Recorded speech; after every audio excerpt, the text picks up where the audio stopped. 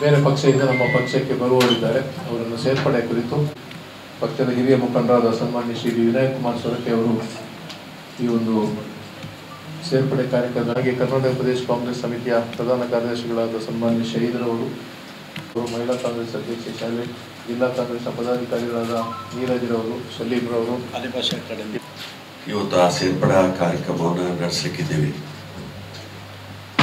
ಹೆಚ್ಚಿನ ಅಂಶ JDS ಪಕ್ಷ ತನ್ನ ಜಾತ್ಯತೀತತೆಯ ಒಂದು ಅಸ್ತಿತ್ವವನ್ನು ಇವತ್ತು ಕಳ್ಕೊಂಡಿದೆ. ಸಂಪೂರ್ಣವಾಗಿ BJP ಜೊತೆಯಲ್ಲಿ ಮೈತ್ರಿ ಮಾಡೋದ್ರ ಮುಖಾಂತರ ಕರ್ನಾಟಕ ರಾಜ್ಯದಾದ್ಯಂತ ಅನೇಕ ಮಂದಿ ಅನೇಕ ವರ್ಷಗಳ ಕಾಲ JDS ಪಕ್ಷದಲ್ಲಿ ದುಡಿದಂಥ ಅನೇಕ ಮಂದಿ ನಾಯಕರುಗಳು ಇವತ್ತು ಕಾಂಗ್ರೆಸ್ ಪಕ್ಷವನ್ನು ಸೇರ್ಪಡೆ ಆಗ್ತಾ ಇದ್ದಾರೆ. ಮೊನ್ನೆ ಕೂಡ ರಾತ್ರಿ 1 ಗಂಟೆ ರಾತ್ರಿ ರಾಮನಗರದಿಂದ ತಂಡೋಪತಂಡವಾಗಿ ಬಂದು ಕಾಂಗ್ರೆಸ್ ಪಕ್ಷಕ್ಕೆ ಸೇರ್ಪಡೆ ಆಗುವಂಥ ಕಾರ್ಯಕ್ರಮ ಆಗಿತ್ತು. ಅವರು ಪ್ರಧಾನಮಂತ್ರಿಗಳು ಆಗಮಿಸಿದ್ದಕ್ಕೆ ಸ್ವಾಗತ ಇದೆ. ಆದರೆ ಬ್ರಹ್ಮಶ್ರೀ ನಾರಾಯಣ ಗುರುಸ್ವಾಮಿಗಳಿಗೆ ಇವತ್ತು ಕೈ ಮುಗಿದು ಅಲ್ಲಿಂದ ರೋಡ್ ಶೋ ಪ್ರಾರಂಭ ಮಾಡಿದರು. ಬಹಳ ಸಮಯಗಳ ಹಿಂದಿನಿಂದ ಬ್ರಹ್ಮಶ್ರೀ ನಾರಾಯಣ ಗುರುಸ್ವಾಮಿಗಳು ಮಂಗಳೂರಿಗೆ ಆಗಮಿಸಿದಂಥ ರೈಲ್ವೆ ಸ್ಟೇಷನ್ ಅನ್ನ ಬ್ರಹ್ಮಶ್ರೀ ನಾರಾಯಣ ಗುರುಸ್ವಾಮಿ ರೈಲ್ವೆ ಸ್ಟೇಷನ್ ಅಂತೇಳಿ ಹೆಸರಿಡಬೇಕು ಅನ್ನೋ ರೀತಿ ಬೇಡಿಕೆ ಇತ್ತು. ಅದನ್ನ ಅವರು ಪರಿಪೂರ್ಣತೆ ಮಾಡಿದ್ರೆ ಅದಕ್ಕೆ ಅರ್ಥ ಬರ್ತಾ ಇತ್ತು. ಮತ್ತು ಚುನಾವಣಾ ಸಂದರ್ಭದಲ್ಲಿ ಇವತ್ತು ಬಂದು ಅವರ ಪ್ರತಿಭೆಗೆ ಕೈ ಮುಗಿದು ಇವತ್ತು ಅಲ್ಲಿಂದ ಪ್ರಾರಂಭ ಮಾಡೋದಕ್ಕಿಂತ ಬ್ರಹ್ಮಶ್ರೀ ನಾರಾಯಣ ಗುರುಸ್ವಾಮಿಗಳ ತತ್ವ ಸಂದೇಶಗಳಿಗೆ ಹೊಂದಿಕೊಂಡು ಕೇಂದ್ರ ಸರ್ಕಾರ ಸ್ಪಂದನೆ ಮಾಡುವಂಥ ಕೆಲಸ ಮಾಡ್ತಿದ್ರೆ ಅದಕ್ಕೆ ಜಾಸ್ತಿ ಮಹತ್ವತೆ ಬರ್ತಾ ಇತ್ತು. ಆದರೆ ಕಳೆದ 35 ವರ್ಷಗಳಲ್ಲಿ BJPಯವರು ಲೋಕಸಭಾ ಸದಸ್ಯರಾಗಿ ನಮ್ಮ ಜಿಲ್ಲೆಗೆ ಕೊಟ್ಟಂತ ಕೊಡುಗೆ ಏನು ಅನ್ನೋದನ್ನು ಕೂಡ ವಿಮರ್ಶಿಸುವಂತ ಅವಕಾಶ. ಹೆಚ್ಚಿನ ಅಂಶ ಇವತ್ತು ಸ್ಟ್ಯಾಟಿಸ್ಟಿಕ್ಸ್ ಪ್ರಕಾರ ನಾವು ನೋಡಿದ್ರೆ ಅನ್ಎಂಪ್ಲಾಯ್ಮೆಂಟ್ ಬಗ್ಗೆ 2013ರಲ್ಲಿ 4.9% ಇತ್ತು. ಇವತ್ತು ಅದು 8%ಗೆ ಮುಟ್ಟಿದೆ. 10 ವರ್ಷಗಳ ಇವರ ಆಡಳಿತದಲ್ಲಿ 8%ಗೆ ಮುಟ್ಟಿದೆ ನಿರುದ್ಯೋಗ ಸಮಸ್ಯೆ. ಮತ್ತು ಅದೇ ರೀತಿಯಲ್ಲಿ ನಮಗೆ 125 ರಾಷ್ಟ್ರಗಳಲ್ಲಿ 111ನೇ ಸ್ಥಾನ, ಪಾಕಿಸ್ತಾನಕ್ಕೆ 102ನೇ ಸ್ಥಾನ 125ರಲ್ಲಿ ಎಂಪ್ಲಾಯ್ಮೆಂಟ್ ಅಲ್ಲಿ. ಇವತ್ತು ನಮಗೆ 111ನೇ ಸ್ಥಾನ. ಇವತ್ತು ರಾಷ್ಟ್ರ ಮಟ್ಟದಲ್ಲಿ ಚುನಾವಣಾ ಸಂದರ್ಭದಲ್ಲಿ ಕಾಂಗ್ರೆಸ್ಸಿನ ಅಕೌಂಟ್ ಅನ್ನು ಫ್ರೀಸ್ ಮಾಡುವಂಥದ್ದು, ಅದೇ ರೀತಿಯಾಗಿ 2 ಮುಖ್ಯಮಂತ್ರಿಗಳನ್ನ ಜೈಲಿಗೆ ತರುವಂಥದ್ದು, ಅದರಲ್ಲೂ ಕೂಡ ತೆಲಂಗಾಣದ ಮುಖ್ಯಮಂತ್ರಿಗಳ ಮಗಳನ್ನ ಕೂಡ ಜೈಲಿಗೆ ಹಾಕುವಂಥದ್ದು. ಇವತ್ತು IT, ED, CBI ಅನ್ನ ಉಪಯೋಗ ಮಾಡಿಕೊಂಡು ವಿರೋಧ ಪಕ್ಷವನ್ನ ದಮನ ಮಾಡುವಂಥ ಕೆಲಸ ಕಾರ್ಯಕ್ಕೆ ಇವತ್ತು ಹೊರಟಿದೆ. ಒಂದು ರಾಷ್ಟ್ರ, ಒಂದು ಭಾಷೆ, ಒಂದು ಧರ್ಮ, ಒಂದು ಚುನಾವಣೆ, ಇವೆಲ್ಲವೂ ಕೂಡ ನಮ್ಮ ಸಂವಿಧಾನಕ್ಕೆ ವಿರುದ್ಧವಾದಂಥ ವಿಚಾರಗಳು. ಹೆಚ್ಚಿನ ಅಂಶ ನಮ್ಮ ಸಂವಿಧಾನಕ್ಕೆ ಅನೇಕ ಸಂದರ್ಭಗಳಲ್ಲಿ ಇವತ್ತು ಸಂಬಂಧಪಟ್ಟಂತ ಕೇಂದ್ರ ಸಚಿವರುಗಳು ಇವತ್ತು ಅಂತ ಹೇಳಿಕೆಗಳನ್ನು ಕೊಟ್ಟಿದ್ದಾರೆ. ಸಂವಿಧಾನವನ್ನು ಬದಲಾವಣೆ ಮಾಡ್ತೇವೆ ಅಂತ. ನಾವು ಪ್ರಜಾಪ್ರಭುತ್ವ ವ್ಯವಸ್ಥೆಗೆ ಧಕ್ಕೆ ಬರುವಂತಹ ಒಂದು ಚುನಾವಣೆ, ಈ ಆಡಳಿತ. ಈ ಸಂದರ್ಭದಲ್ಲಿ ನಾವು ಕರ್ನಾಟಕ ರಾಜ್ಯ ಸರ್ಕಾರ ಮೊನ್ನೆ ವಿಧಾನಸಭಾ ಚುನಾವಣೆಯಲ್ಲಿ ಏನು ಘೋಷಣೆ ಮಾಡಿತ್ತು ಅದನ್ನು ಅನುಷ್ಠಾನಕ್ಕೆ ತರುವಂಥ ಕೆಲಸ ಕಾರ್ಯವನ್ನು ಮಾಡಿದೆ. ಹೆಚ್ಚಿನ ವಿಷಯ ಆ ಸಂದರ್ಭದಲ್ಲಿ ಚುನಾವಣಾ ಸಮಯದಲ್ಲಿ ಯಾರು ಕೂಡ ನಂಬಲಿಲ್ಲ. ಈ ಒಂದು ಗ್ಯಾರಂಟಿಯನ್ನು ಇದನ್ನು ಬೇಲಿಗೆ ಬಿಸಾಡಿ ಇದನ್ನು ಕಸದ ಬುಟ್ಟಿಗೆ ಹಾಕಿ ಆಗ್ಲಿಕ್ಕೆ ಹುಟ್ಟೋ ಹೋಗ್ಲಿಕ್ಕೆ ಹುಟ್ಟೋ. ನಮ್ಮಲ್ಲೊಬ್ಬರು ಜಿಲ್ಲಾಧ್ಯಕ್ಷ, BJP ಜಿಲ್ಲಾಧ್ಯಕ್ಷ ಉಡುಪಿಯವರು ಹೇಳಿದರು, ಒಂದು ವೇಳೆ ಇದು ಅನುಷ್ಠಾನ ಆದರೆ ನಾನು ತಲೆ ಬೋಡಿಸಿ ವಿಧಾನಸೌಧದ ಎದುರುಗಡೆ ಕೂರ್ತೇನೆ ಅಂತೇಳಿ. ನಾವು ಈ 5 ಗ್ಯಾರಂಟಿ ಕೂಡ ಅನುಷ್ಠಾನ ಆದ ನಂತರ ನಾವು ಇಲ್ಲಿಂದ ನಮ್ಮ ಕೊಪ್ಪದಿಂದ ಅಲ್ಲಿಯ ಶಾಸಕರು ಅಲ್ಲಿಯ ಅಧ್ಯಕ್ಷರು ಎಲ್ಲ ಸೇರಿ ಎಲ್ಲ ಬ್ರ್ಯಾಂಡ್ಗಳ ಬ್ಲೇಡನ್ನು ಕೂಡ ಅವರಿಗೆ ಕಳಿಸ್ಕೊಟ್ಟಿದ್ದೇವೆ. ಅವರು ಕೊಟ್ಟಂಥ ಆಶ್ವಾಸನೆ ಆದಷ್ಟು ಬೇಗ ಈಡೇರಲಿ ಅಂತೇಳಿ. ಕುಮಾರಸ್ವಾಮಿ ಅವರು ಮೊನ್ನೆ ಹೆಣ್ಣು ಮಕ್ಕಳು ದಾರಿ ತಪ್ತಾ ಇದ್ದಾರೆ ಅನ್ನೋದ್ರ ಬಗ್ಗೆ ಉಲ್ಲೇಖ ಮಾಡಿದ್ದಾರೆ. ಇವತ್ತು ಈ ಒಂದು ರೀತಿಯ ಹೇಳಿಕೆ ಹೆಚ್ಚಿನ ಅಂಶ ಇಡೀ ಮಹಿಳಾ ಸಮುದಾಯಕ್ಕೆ ಒಂದು ರೀತಿಯ ಕಳಂಕ ತರುವಂತ ಹೇಳಿಕೆ ಆಗಿದೆ. ಕುಮಾರಸ್ವಾಮಿ ಅವರು ಬಿಜೆಪಿಯ ಜೊತೆ ಮೈತ್ರಿ ಮಾಡುವಂತ ಸಮಯದಲ್ಲಿ ಮಣಿಪುರದಲ್ಲಿ ಯಾವ ರೀತಿಯ ದೌರ್ಜನ್ಯ ಆಗಿತ್ತು ಮಹಿಳೆಯರ ಮೇಲೆ, 76 ಮಂದಿ ಪ್ರಾಣ ಕೊಟ್ಟರು, ಬೆತ್ತಲೆ ಮೆರವಣಿಗೆ ಮಾಡಿದ್ರು ಮಹಿಳೆಯರನ್ನ. ನಮ್ಮ ದೇಶದ ಚರಿತ್ರೆಯಲ್ಲಿ ಎಂದೂ ಆಗದಂತ ರೀತಿಯ ಒಂದು ಘಟನೆ ನಡೆಯಿತು. ಗುಜರಾತ್ನಲ್ಲಿ ಬಿಲ್ಕಿಸ್ ಬಾನು ಅನ್ನುವಂಥ ರೀತಿ ಅವರ ಗಂಡನನ್ನ ಕೊಲೆ ಮಾಡಿ ಅವರ ಮೇಲೆ ದೌರ್ಜನ್ಯ ಮಾಡಿ ಆ ಆರೋಪಿಗಳಿಗೆ ಶಿಕ್ಷೆ ಆದರೆ ಅವರನ್ನ ಸರ್ಕಾರ, ಗುಜರಾತ್ ಸರ್ಕಾರ ಅವರಿಗೆ ರಿಲ್ಯಾಕ್ಸೇಷನ್ ಕೊಟ್ಟು ಅವರನ್ನು ಮೆರವಣಿಗೆ ತಂದು ಸನ್ಮಾನ ಮಾಡುವಂತ ಕಾರ್ಯಕ್ರಮ ಆಯಿತು. ಹೆಚ್ಚಿನ ಅಂಶ ನಂತರ ಸುಪ್ರೀಂ ಕೋರ್ಟ್ ಇಂಟರ್ಫಿಯರ್ ಆಗಿ ಪುನಃ ಅವರಿಗೆ ಶಿಕ್ಷೆ ವಿಧಿಸುವಂತ ಅವಕಾಶಗಳಾಗಿತ್ತು. ಈ ರೀತಿಯಲ್ಲಿ ಅದು ಹೆಚ್ಚಿನ ಅಂಶ ಕುಮಾರಸ್ವಾಮಿ ಅವರಿಗೆ ಗೊತ್ತಿಲ್ಲ ಆಯ್ತು ಅಂತ ಕಾಣುತ್ತೆ. ಇದು ಈ ರೀತಿಯ ಹೆಣ್ಣು ಮಕ್ಕಳ ಮೇಲೆ ದೌರ್ಜನ್ಯ ಆಗುವಂತ ಕೆಲಸ ಕಾರ್ಯ ಸತತವಾಗಿ ದೇಶದಾದ್ಯಂತ ಇವತ್ತು ನಡೆಯುವಂಥದ್ದು ಹೆಚ್ಚಿನ ಅಂಶ ಕುಮಾರಸ್ವಾಮಿ ಅವರ ಗಮನಕ್ಕೆ ಬಂದಿದೆ ಇಲ್ಲವೋ ಗೊತ್ತಿಲ್ಲ. ನಾವು ನಮ್ಮ ಕಾಂಗ್ರೆಸ್ ಪಕ್ಷ ಇವತ್ತು ಪುನರುಪಿ 5 ಗ್ಯಾರಂಟಿಗಳನ್ನು ಘೋಷಣೆ ಮಾಡಿದ್ದೇವೆ. ಒಂದು, ಕಳೆದ ಸಲ ನಾವು ರಾಜ್ಯ ಸರ್ಕಾರದ ಹಂತದಲ್ಲಿ ಘೋಷಣೆ ಮಾಡಿದ್ದು, ಅದನ್ನ 6 ತಿಂಗಳಲ್ಲಿ ಎಲ್ಲೂ ಕೂಡ ಆಗಲಿಕ್ಕಿಲ್ಲ. ಚುನಾವಣಾ ಸಮಯದಲ್ಲಿ ಕೊಟ್ಟಂತ ಭರವಸೆಯನ್ನು ಅಷ್ಟೊಂದು ಶೀಘ್ರವಾಗಿ ಮಾಡುವಂಥದ್ದು.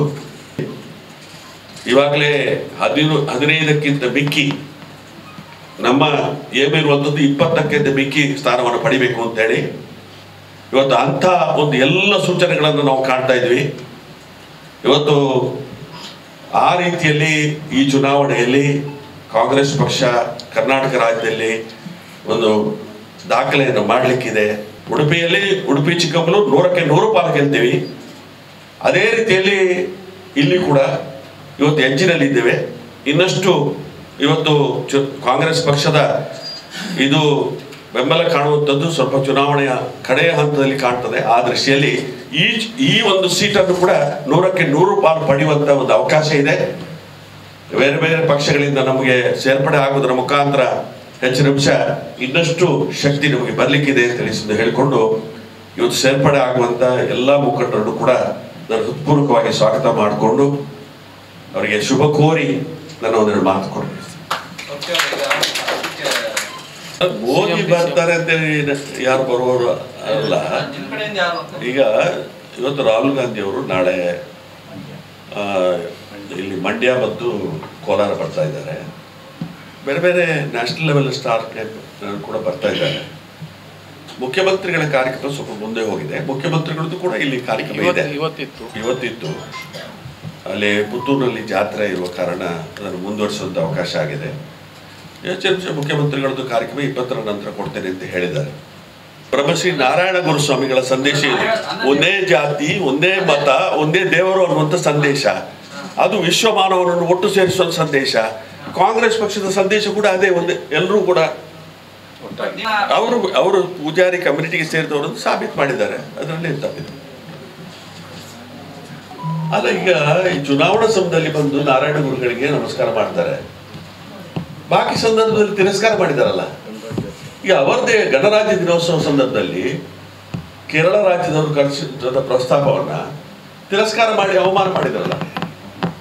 ಮತ್ತೆ ಬಿಜೆಪಿಯವರು ರಾಜ್ಯ ಮಟ್ಟದಲ್ಲಿ ಏನ್ ಮಾಡ್ತಾರೆ ಅಂತೇಳಿ ಪಠ್ಯ ಪುಸ್ತಕದಿಂದ ಕಿತ್ತು ತೆಗೆದಾಗ ಗೊತ್ತಾಗ್ಲಿಲ್ಲ. ಬರೇ ನಾರಾಯಣ ಗುರುಗಳನ್ನು ಮಾತ್ರ ಅಲ್ಲ, ಬಸವಣ್ಣನವರು ಅವಮಾನ ಮಾಡುವಂತ ಕೆಲಸ ಕಾರ್ಯ ಮಾಡಿದ್ರು, ಕುವೆಂಪುರವರಿಗೆ ಅವಮಾನ ಮಾಡುವಂತ ಕೆಲಸ ಕಾರ್ಯವನ್ನು ಮಾಡಿದ್ರು. ಇದರಲ್ಲಿ ಚುನಾವಣಾ ಗಿಮಿಕ್. ಇದು ಏನು ಕಳೆದ ಫಸ್ಟ್ 2013ರಲ್ಲಿ 2013ರಲ್ಲಿ ಕಪ್ಪು ದುಡ್ಡು ತರ್ತೇನೆ 15 ಲಕ್ಷ ರೂಪಾಯಿ ನಿಮ್ಮ ಖಾತೆಗೆ ಅಂತ ಹೇಳಿದ್ರಲ್ಲ, ಅದೇ ರೀತಿಯಲ್ಲಿ ಇದು ಜುಗುಳ. बोलो कांग्रेस पार्टी की, बोलो राहुल गांधी की, बोलो डी.के. शिवकुमार ಅವರಿಗೆ, ಸಿದ್ದರಾಮಯ್ಯ ಅವರಿಗೆ. ಕರ್ನಾಟಕ ರಾಜ್ಯದಲ್ಲಿ ಕಾಂಗ್ರೆಸ್ ಪಕ್ಷಕ್ಕೆ ಸರಿಸಮಾನ ಅನ್ನುವಂಥ ರೀತಿಯಲ್ಲಿ JDS ಪಕ್ಷ ಕೆಲಸ ಕಾರ್ಯ ಮಾಡ್ತಾ ಇದೆ. ಕರ್ನಾಟಕ ರಾಜ್ಯದ ಅಸ್ಮಿತೆಗೆ ಹೊಂದಿಕೊಂಡು ಬಸವಣ್ಣನವರ, ಕುವೆಂಪುರವರ, ನಾರಾಯಣ ಗುರುಗಳ, ಕನಕದಾಸರ ಎಲ್ಲ ರೀತಿಯ ಸಂದೇಶಗಳು ಕೂಡ ಒಟ್ಟಾಗಿ ಸೇರಿಸಿಕೊಂಡು ಕರ್ನಾಟಕ ರಾಜ್ಯದಲ್ಲಿ ಆ ರೀತಿಯಲ್ಲಿ ರಾಜಕೀಯವಾದಂಥ ಒಂದು ವಾತಾವರಣ ಇತ್ತು. ಇವತ್ತು ಕುಮಾರಸ್ವಾಮಿ ಅವರು ಎಲ್ಲವನ್ನು ಕೂಡ ಗಾಳಿಗೆ ತೂರಿ ಏನು ರಾಮಕೃಷ್ಣ ಹೆಗ್ಡೆ ಅವರ, JH ಪಾಟೀಲ್ರವರ ಇವತ್ತು ಅಷ್ಟು ಇವತ್ತೆಲ್ಲ ಸಿದ್ದರಾಮಯ್ಯನವರು ಕೂಡ ಪಕ್ಷದಲ್ಲಿದ್ದರು, PGR ಸಿಂಧ್ಯಾರವರಿದ್ದರು. ಅನೇಕ ಮುತ್ಸದ್ದಿಗಳು ಪಕ್ಷದ ಅಸ್ಮಿತೆಯನ್ನೇ ಕೊನೆಗೊಳಿಸುವಂಥ ಕೆಲಸ ಕಾರ್ಯಕ್ಕೆ ಚಾಲನೆ ಕೊಟ್ಟಿದ್ದಾರೆ.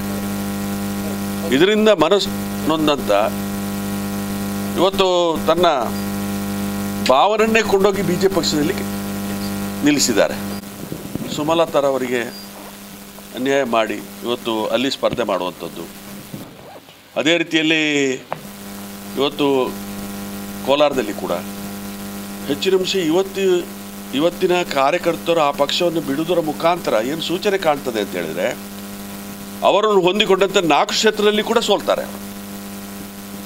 ಹಾಸನದಲ್ಲಿ ಸೋಲ್ತಾರೆ, ಇವತ್ತು ಮಂಡ್ಯದಲ್ಲಿ ಸೋಲ್ತಾರೆ, ರಾಮನಗರದಲ್ಲಿ ಸೋಲ್ತಾರೆ, ಇಲ್ಲಿ ಕೂಡ ಕೋಲಾರದಲ್ಲಿ ಕೂಡ ಸೋಲುವಂಥ ವಾತಾವರಣ ಇದೆ. ಇಂಥ ಸಮಯದಲ್ಲಿ ಇವತ್ತು ಒಂದು ಚರಿತ್ರೆ ಇತಿಹಾಸವನ್ನು ಬರೆದಿದ್ದಾರೆ ಕುಮಾರಸ್ವಾಮಿ ಅವರು. ಇಡೀ ಜನತಾದಳ ಅದೇ ಇವತ್ತು ಏನಿತ್ತು, ಇವತ್ತು JDS ಪಕ್ಷ ಏನಿತ್ತು, ಅದರ ಒಂದು ಇದಕ್ಕೆ ಮೂಳೆ ಹೊಳೆಯುವಂಥ ಕೆಲಸ ಕಾರ್ಯವನ್ನು ಇವತ್ತು ಮಾಡಿದ್ದಾರೆ. ಸಮಾಧಿಗೆ ಮೂಳೆ ಹೊಳೆಯುವಂಥ ಕೆಲಸ ಕಾರ್ಯವನ್ನು ಮಾಡಿದ್ದಾರೆ. ಇದರ ಪರಿಣಾಮ ಇವತ್ತು ಕಾಂಗ್ರೆಸ್ ಪಕ್ಷಕ್ಕೆ ಭಾಳಷ್ಟು ಜಾತ್ಯತೀತವಾದಂಥ ತತ್ವವನ್ನು ಒಪ್ಪಿಕೊಂಡು ಬಂದಂಥ ಅನೇಕ ಜನರು ಅವ್ರಿಗೇನು ಆಗಲಿಕ್ಕೆ ಆಗಲಿಲ್ಲ, ಯಾವ ನಾಮಕರಣ ಅವೆಲ್ಲ ಕಾಂಗ್ರೆಸ್ ಪಕ್ಷಕ್ಕೆ ಅವರು ಸೇರ್ಪಡೆ ಆಗೋದ್ರ ಮುಖಾಂತರ ಕಾಂಗ್ರೆಸ್ ಪಕ್ಷಕ್ಕೆ ಇನ್ನಷ್ಟು ಶಕ್ತಿ ಬರುವಂಥ ಅವಕಾಶ ಆಗಿದೆ. ನಮ್ಮ ಕರ್ನಾಟಕ ಪ್ರದೇಶ ಕಾಂಗ್ರೆಸ್ಸಿನ ಅಧ್ಯಕ್ಷರು D.K. ಶಿವಕುಮಾರ್ ಅವರು ಇವತ್ತು ಆ ನಿಲುವನ್ನು ತಗೊಂಡಿದ್ದಾರೆ. ಕಾಂಗ್ರೆಸ್ ಪಕ್ಷದ ತತ್ವ, ಕಾರ್ಯಕ್ರಮಗಳು, ನಾಯಕತ್ವವನ್ನು ಒಪ್ಪಿಕೊಂಡು ಯಾರೇ ಬರ್ತಿದ್ರು ಕೂಡ ಅವರನ್ನು ಕಾಂಗ್ರೆಸ್ ಪಕ್ಷಕ್ಕೆ ಸೇರ್ಪಡೆ ಮಾಡಬೇಕು ಅಂತೇಳಿ ತೀರ್ಮಾನ ತಗೊಂಡಂಥ ಹಿನ್ನೆಲೆಯಲ್ಲಿ ಇವತ್ತು ಸಾಧಾರಣ 42 ಮಂದಿಯನ್ನು ನಾವು ಸೇರ್ಪಡೆ ಮಾಡಿದ್ದೇವೆ. 42 ಮಂದಿ ಅಂತ ಹೇಳಿದ್ರೆ 42 ಮಂದಿ ಮಾತ್ರ ಅಲ್ಲ, ಅವರ ಹಿಂದೆ 100 ಜನ ಇದ್ದಾರೆ. ಇನ್ನಷ್ಟು ಜನರು ಕೂಡ ಜಿಲ್ಲಾ ಪಂಚಾಯತಿನ ಮಾಜಿ ಸದಸ್ಯರು ಕೂಡ ಸೇರ್ಪಡೆ ಆಗಲಿಕ್ಕಿದ್ದಾರೆ. ಅವ್ರನ್ನೆಲ್ಲ ನಾವು ಹೃತ್ಪೂರ್ವಕವಾಗಿ ಸ್ವಾಗತ ಮಾಡ್ತೇವೆ.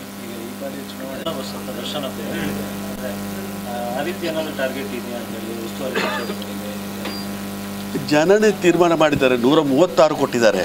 ಯಾವ ಕುರ್ಚಿ ಬಿಡುದು? 136 ಶಾಸಕರು ಗೆದ್ದಿದ್ದಾರೆ. ಇನ್ನಷ್ಟು ಶಾಸಕರು ಕ್ಯೂನಲ್ಲಿದ್ದಾರೆ. ಇವತ್ತು JDS ಇಂದ ಬರಲಿಕ್ಕೆ, BJP ಇಂದ ಬರಲಿಕ್ಕೆ ಇನ್ನಷ್ಟು ಶಾಸಕರು ಕ್ಯೂನಲ್ಲಿದ್ದಾರೆ. ಕುರ್ಚಿ ಬಿಡುವ ಪ್ರಶ್ನೆ ಎಲ್ಲಿದೆ?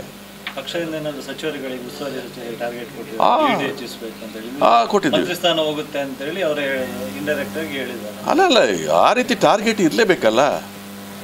ಇದು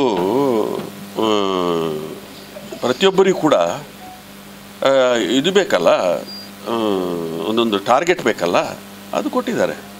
ಚುನಾವಣೆಯಲ್ಲಿ ಇಲ್ಲದಂಥ ಟಾರ್ಗೆಟ್ ಮತ್ತೆ ಯಾಕೆ? ಅದಕ್ಕೋಸ್ಕರ ಕೊಟ್ಟಿದ್ದಾರೆ. ಅಲ್ಲ, ಹಾಗಲ್ಲ. ಅವರ ಅಸೆಸ್ಮೆಂಟ್ ಪ್ರತಿಯೊಬ್ಬ ಮಂತ್ರಿ ಇರ್ಬೋದು, ಪ್ರತಿಯೊಂದು ಮುಖಂಡರುಗಳಿರ್ಬೋದು, ಪಕ್ಷದ ಮುಖಂಡರುಗಳಿರ್ಬೋದು, ಅವ್ರಿಗೊಂದು ಅಸೆಸ್ಮೆಂಟ್ ಅಂತ ಇರ್ತದೆ.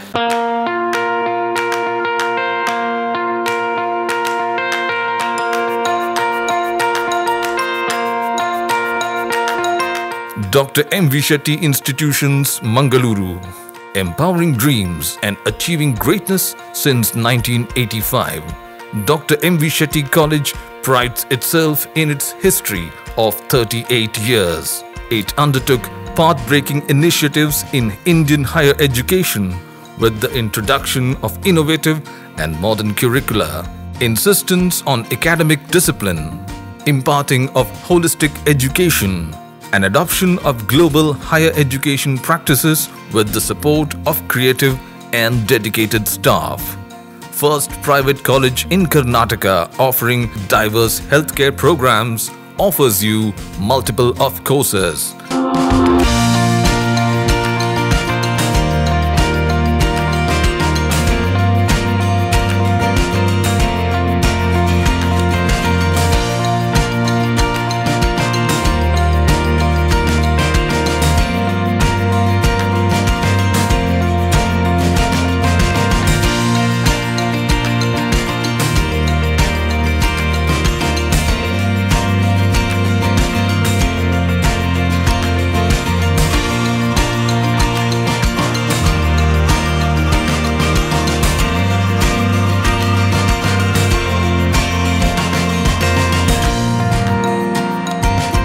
Dr. M.V. Shetty Institutions is a nurturing ground for an individual's holistic development to make effective contribution to the society in a dynamic environment. Dr. M.V. Shetty Institutions, Kavur Road, Vidyanagar, Mangaluru, Karnataka 575013. Contact 0824 248 1048, 0824 248 1096. Website www.mvshettycolleges.edu.in. ಸುದ್ದಿ channel ಕ್ಷಣ ಕ್ಷಣದ ಸುದ್ದಿಗಾಗಿ